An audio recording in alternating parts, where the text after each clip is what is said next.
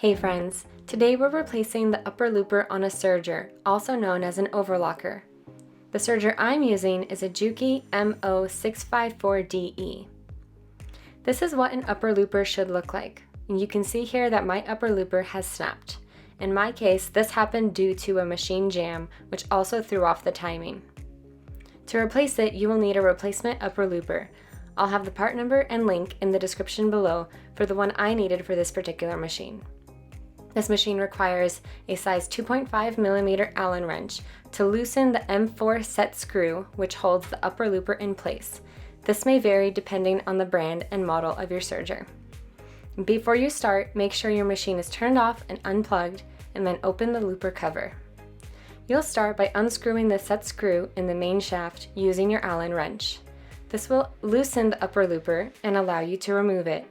Once you've loosened it, use a pair of tweezers or small needle nose pliers to remove it. You're now ready to install the new upper looper, and this may take some patience as it's a small area to work in.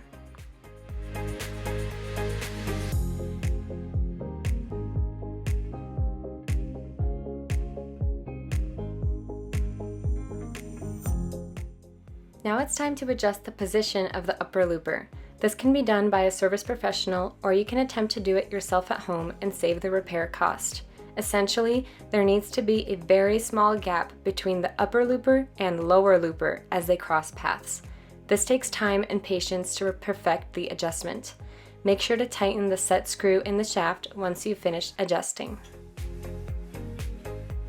If you found this video helpful, please give it a thumbs up and don't forget to subscribe. So long, friends.